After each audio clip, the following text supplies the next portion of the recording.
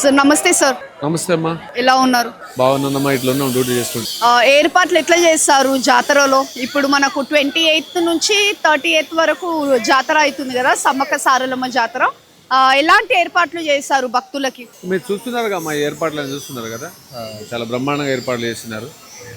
Police వాళ్ళు కూడా చాలా కష్టపడుతున్నారు. అప్పుడు ఫైనల్గా కూడా 13,000 మంది పోలీసులు వస్తారు. సో ఇంకా మంచి భద్రతల నడుమ నడుస్తూనే ఉంటుందమ్మా. ఈ భక్తులు కూడా తండోపతండాలుగా వస్తూనే ఉన్నారు. సో ఇక్కడ కూడా ఏం చిన్నది మిస్టేక్ జరగకుండా పోలీసు వాళ్ళు కూడా కష్టపడుతున్నారు. ఎలాంటి సౌకర్యాలు కలిగిస్తున్నారు వచ్చే భక్తులకి? ఇక అన్ని సౌకర్యాలు ఉన్నాయమ్మా. ఇక ఆడ నుంచి అంటే ట్రాఫిక్ ఒకటి పెద్ద ఇది, అంటే మెడారం అంటే ట్రాఫిక్ ఎక్కువ ఉంటుంది. అంటే పోలీసు వాళ్ళు చెప్పినట్టు వింటే ఏ సమస్య రాకుండా పోతుంది. వాళ్ళు ఎక్కడైతే పార్కింగ్ ప్లేస్లు సూచిస్తారో ఆడ పెట్టి వచ్చేస్తే బెస్ట్. ఇప్పుడు మీరు ఇక్కడ చూడండి, ఇప్పుడు విఐపి దర్శనం అని ఇట్లా ఉరుకుతున్నారు వీళ్ళు. ఆడ ఏముండదు.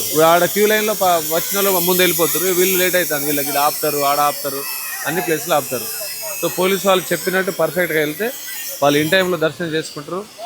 అన్నీ ఇన్ టైంలో అయిపోతుంది. ఎందుకంటే ఇక్కడ ఏం తెలియదు కదా వాళ్ళకు. తెలియనప్పుడు అటు పోతే ఏదో క్రాస్ కట్లో పోతా మంచిగా అయిపోతా అనుకుంటారు. కానీ అట్లా కాకుండా ఏదైతే పోలీసు వాళ్ళు సూచిస్తారో ఆ వేలో వస్తే పర్ఫెక్ట్ అయిపోతుంది. ఇప్పుడు జాతర టైంలో ఎంతమంది భక్తులు వచ్చే సూచనలు ఉంటాయి ప్రతి సంవత్సరం? ఎప్పుడు కోట్లలో ఉంటారమ్మా. అది నాకు అంటే ఎగ్జాక్ట్లీ ఫిగర్ తెలియదు. అంటే క్రోడ్స్లోనే ఉంటారు. అంటే ఇప్పుడైతే నియర్లీ పర్ డే వచ్చేసి మొన్న ఈరోజే చాలామంది వచ్చారు. ఈరోజు మోర్ దెన్ నాకు తెలిసి 4-5 lakhs వచ్చి ఉంటారు. ఎవ్రీడే సంక్రాంతి వెకేషన్లో కూడా పర్ డే 5 lakhs 6 lakhs అట్లా వచ్చారు. ఇక జాతర నియర్ బై దగ్గరకు వస్తుంది కదా, 25th సండే ఉంది కాబట్టి ఆ రోజు కూడా క్రౌడ్ ఎక్కువ వచ్చే అవకాశాలు ఉంటాయి. చాలా ఎక్కువ రావచ్చు.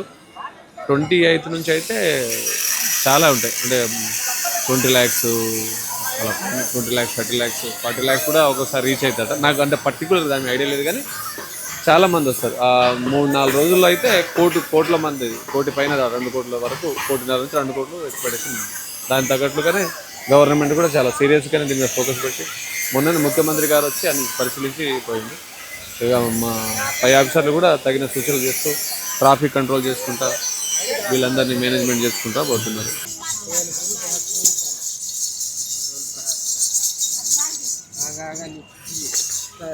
నమస్తే అమ్మ. నమస్తే. ఏం చేస్తున్నారు? మేము మహారాష్ట్ర నుంచి వచ్చినాము. మాకు సమ్మక్క సారక్క నాగులమ్మ బోనం పెట్టేందుకు వచ్చినాము. మేము మహారాష్ట్ర నుంచి వచ్చినాము. మాకు పూజ మంచిగా జరిగింది. మాకు అనుకున్నట్టు అయింది. మేము దేవుళ్ళని పట్టుకొని వచ్చినాం, కానీ మేము సంశోధంగా తిరిగిపోతాను. మంచిగా జరిగింది. ప్రతి సంవత్సరం వస్తుంటారా? ఈ సంవత్సరం 2 సంవత్సరాలు అవుతుంది. ఇంకా మళ్ళీ సంవత్సరం వస్తే 3 సంవత్సరాలు. అమ్మవారి మహత్యం ఏంటి ఇక్కడ? మేము సమ్మక్క సారక్క నమ్ముకొని వస్తాను. ఇంత దూరం మేము నాగులమ్మని నమ్ముకొని వస్తాను. పైడిద్దరాజు, గోవిందరాజు అందరిని నమ్ముకొని మేము అంత దూరంకి వెళ్ళి మేము ఇక్కడికి వస్తాను.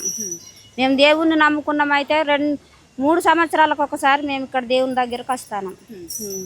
అమ్మవారికి బోనం ఎక్కియడం ఏమైనా ఉంటుందా? అక్కడ చూస్తున్నట్టయితే మనము బోనం అనేది ఎత్తుకునేది కనిపిస్తుంది. సో బోనం అది ఏంటి?